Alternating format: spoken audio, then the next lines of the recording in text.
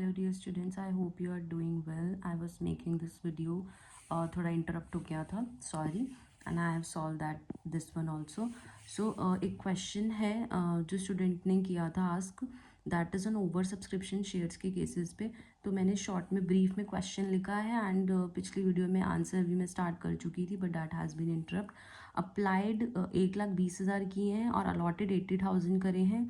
ठीक है, उसके बाद उन्होंने कैटेगरी भी बता दी क्वेश्चन में कि 20,000 वालों को रिजेक्ट कर दिया एंड जो रिमेनिंग है उनको प्रोराटा एडजस्ट कर दिया. जिसको ये अच्छे से क्वेश्चन आता है वो इतना तो कर ही सकता है. उसके बाद आपको ये दिया हुआ है कि 50 रुपये 20% है एंड ये इतना इतना दिया है. Second and final call balance है, निकालना है. तो आई होप यू बहुत अच्छे से निकाल लेंगे. अगर ये प्रीमियम के साथ इंक्लूडेड है तो 45 एंड देन 15 और हमारा टोटल जो बनता है वो प्रीमियम के साथ 60 रुपये बनता है. 20% 10 रुपये है तो 60 रुपये बनता है. दैट इज़ 10 रुपीज़ का डिफरेंस आएगा अगर आप इसको कैलकुलेट करोगे तो. ठीक है, नेक्स्ट मुझे दिया है सीमा. मतलब सीमा 4,000 उसने होल्ड करे हुए हैं एंड उसने अलॉटमेंट मनी पे नहीं करी है. उसके बाद फर्स्ट कॉल बना दी गई. उसके बाद सहज है जिसने 2500 के लिए अप्लाई किया है एंड फर्स्ट कॉल नहीं दी है. सहज के शेयर फोरफीट कर दिए गए, रीइशू किया गया फॉर 60 रुपीज़ एंड 50 रुपीज़ पर शेयर पेड अप था. दैट मीन्स 50 रुपये की चीज़ के 60 रुपये पे रीइशू कर दिया. 10 रुपये प्रीमियम हो गया. यहाँ पे फाइनल कॉल बनाई ही नहीं है. ठीक है, ये हमारा फोरफिटेड के केस में काम आएगा.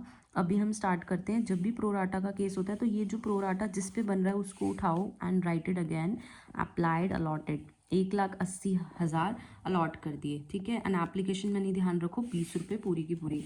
अब दूसरा इसको ये सोच के रखना है लॉजिकली कि अप्लाइड मतलब पब्लिक ने 1,00,000 शेयर्स के लिए अप्लाई करा तो उन्होंने पैसा दिया होगा 1,20,20 रुपये पे. That is 20 lakh.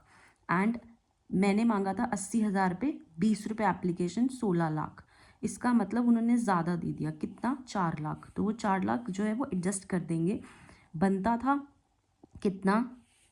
80,000 पे. हम सिर्फ एप्लीकेशन की फर्स्ट एंट्री जो होती है वो ज़्यादा वाले अमाउंट से करते हैं, बाकी सारी एंट्री कम वाले शेयर से. सॉरी, ठीक है. तो 80,000 इंटू आपका अलॉटमेंट पे बनता था 15 रुपये अलॉटमेंट था. ठीक है, दैट इज़ 12 लाख बनता था.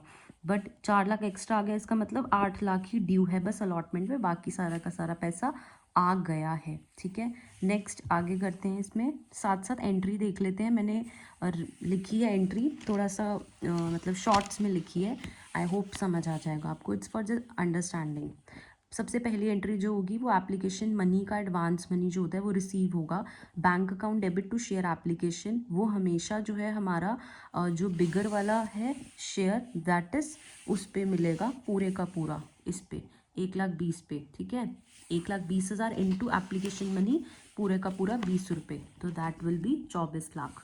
उसके बाद second entry share application account debit to share capital to security premium reserve and कुछ रिटर्न भी कर रहे हैं तो to bank account and adjust भी कर रहे हैं शेयर अलॉटमेंट. अभी हमने देखा कि हमने एडजस्ट कितना करना है, 4 लाख रुपये एडजस्ट करना है. ये वाला 4 लाख. ठीक है, तो हमने लिख दिया शेयर अलॉटमेंट के अंदर 4 लाख. और अभी हमने निकाला था हमने रिफंड कितना करना है, ये भी लिखा था 4 लाख. वो रिफंड बैंक अकाउंट में चला जाएगा 4 लाख. ठीक है, उसके बाद अब जो हम एंट्रीज करते हैं फर्स्ट वाली एंट्री सिर्फ 1,20,000 से होगी, बाकी सारी एंट्री 80,000 से होगी. तो 80,000 को मैंने यहाँ के लिखा है बट आप पूरा पूरा करेंगे. सब समझाने के लिए क्वेश्चन इस तरीके से किया है. ठीक है, 80,000 इंटू में आपका शेयर कैपिटल के अंदर फेस वैल्यू आती है बट एप्लीकेशन की आएगी. दैट इज़ एप्लीकेशन की फेस वैल्यू कितनी है? 15 रुपये. ठीक है, तो 15 रुपये. प्रीमियम था 5 रुपये तो इंटू कर दो. 80,000 इंटू 15, 80,000 इंटू 5 तो आपका आ जाएगा 12 लाख और 4 लाख. ये दोनों भी आ गया एंड टोटल यहाँ पे 24 लाख जो ऑलरेडी था. थर्ड एंट्री में कितना पैसा बनता है शेयर अलॉटमेंट का पैसा मंगाएंगे हम. और शेयर अलॉटमेंट का पैसा प्रीमियम पे है तो share allotment account debit to share capital to security premium reserve. वापस से बोल रही हूँ, सेकेंड 80,000 से सारी एंट्रियाँ होंगी. सेकेंड से फर्स्ट एंट्री सिर्फ 1,20,000 से होगी.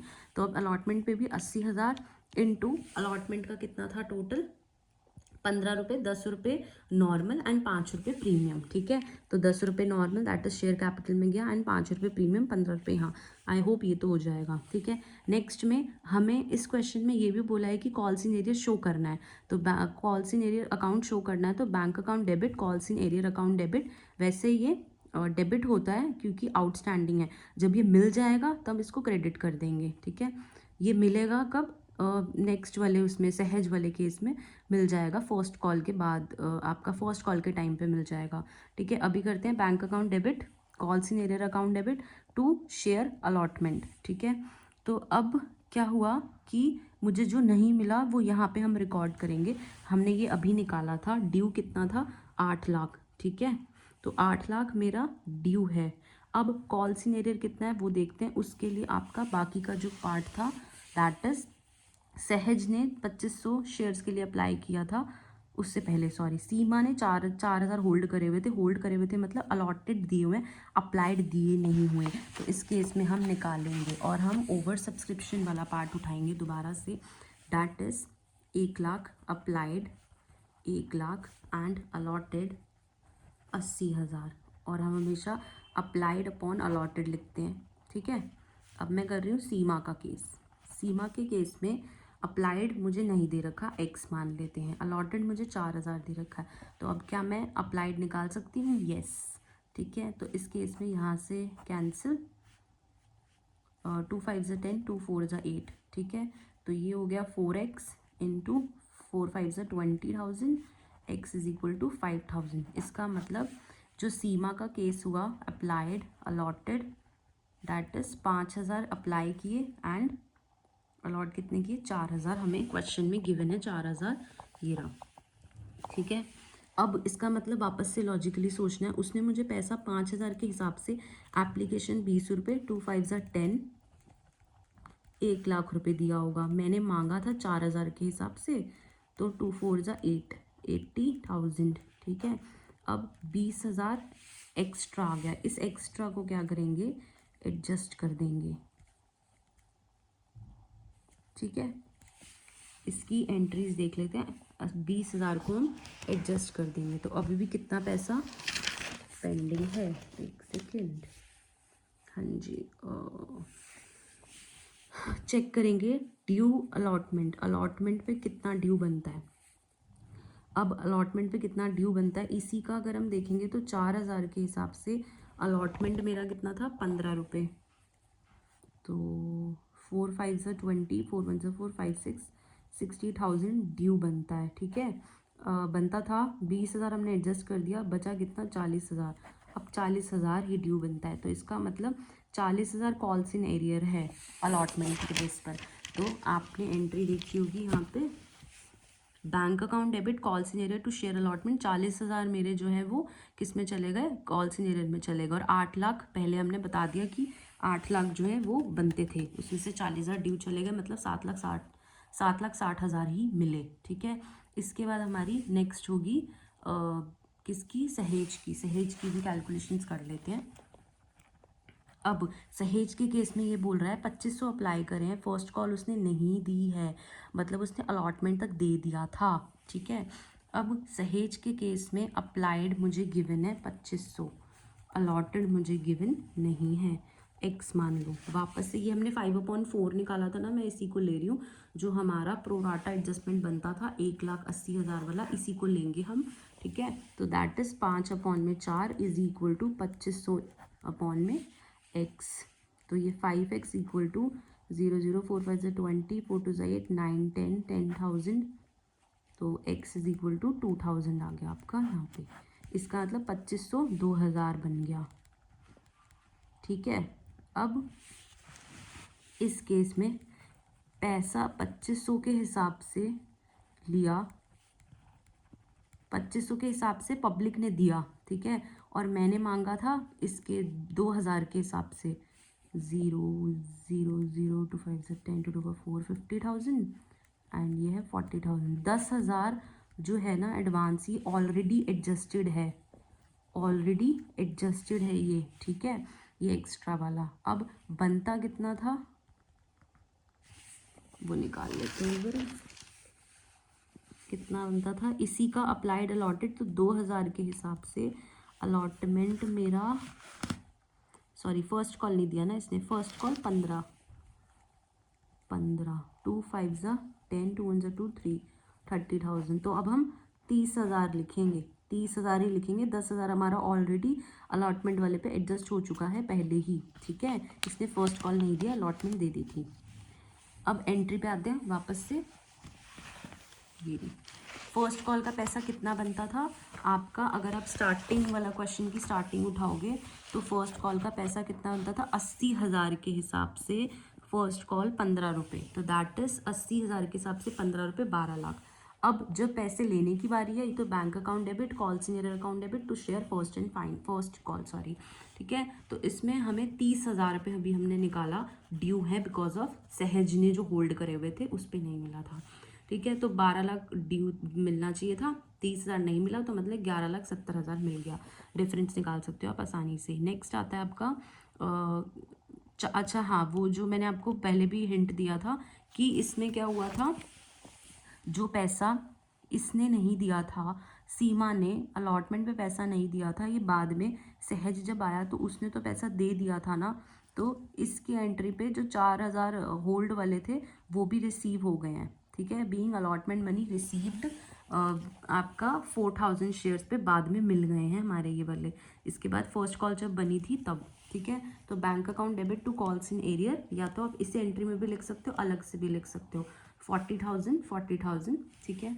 नेक्स्ट वाले में क्या किया है, दैट इज नेक्स्ट एंट्री आपकी फोरफीटेड की एंड देन री इशू की। फोरफीटेड में बोल रहा था कि जो सहज के शेयर थे वो फोरफीट कर दिए गए। अब फोरफीट जो शेयर होंगे वो ऑब्वियस है कि अप्लाइड वाले नहीं अलॉटेड वाले होंगे, दैट इज 2,000 शेयर जो है वो फोरफीट करे गए। तो आपकी जो फोरफीटेड की एंट्री होती है वो होती है equity share capital account debit to share forfeited, जितने पैसे जब्त कर लिए, जो पैसा आ चुका था वो हम यहाँ पे जब्त करेंगे, and to calls in arrear, जो पैसा नहीं आया वो यहाँ पे हम करेंगे, दैट इज आपका फर्स्ट कॉल का पैसा नहीं आया था और फाइनल कॉल तो बनी ही नहीं थी, ठीक है। और हमेशा ये एक MCQ भी आता है कि फोरफिटेड के केस में जो इक्विटी शेयर कैपिटल डेबिट होता है उसमें कौन सी वैल्यू आती है, वहाँ पे पेड अप वैल्यू आती है। तो दैट इज़ आप अगर हम यहाँ पे अब आए वापस, प्रीमियम हटा देते हैं हम इसमें से सब में से, तो हम इसको दोबारा अगर लिखें, दैट इज़ एप्लीकेशन 15 रुपये है, बिना प्रीमियम के अलॉटमेंट 10 रुपये है,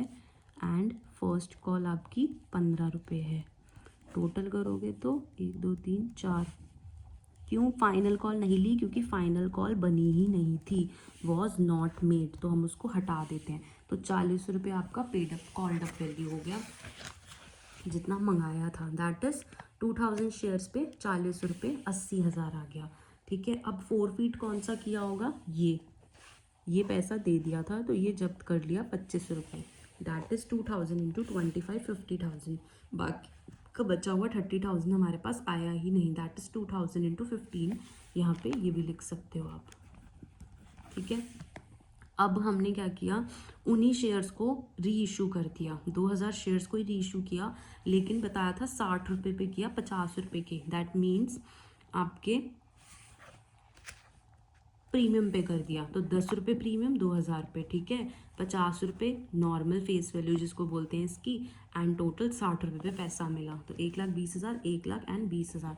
अब फोरफिटेड शेयर्स जो आपके आते हैं उनको हम कैपिटल रिजर्व में ट्रांसफ़र करते हैं एडजस्टमेंट करके, दैट इज़ 2,000 के 2,000 शेयर फोरफीट करे थे, एन अपॉन में 2,000 के 2,000 शेयर्स री इशू करे थे, इनटू में आपका जो ये जाता है फोरफिटेड क्या नाम है आपका, इससे पहली वाली एंट्री फोरफिटेड की एंट्री में जो क्रेडिट होता है दैट इज़ कंपनी का प्रॉफिट, ठीक है। अगर हमारा यहाँ पे री इशू में लॉस हुआ होता, दैट इज़ डिस्काउंट हुआ होता डेबिट में, तो हम उसको माइनस करते, बट यहाँ नहीं है तो माइनस में ज़ीरो ही है एक तरीके से, तो इससे 2,000 से 2,000 cancel and 50,000 minus zero is 50,000, तो आपकी एंट्री में 50,000 आ जाएगा and your answer is over.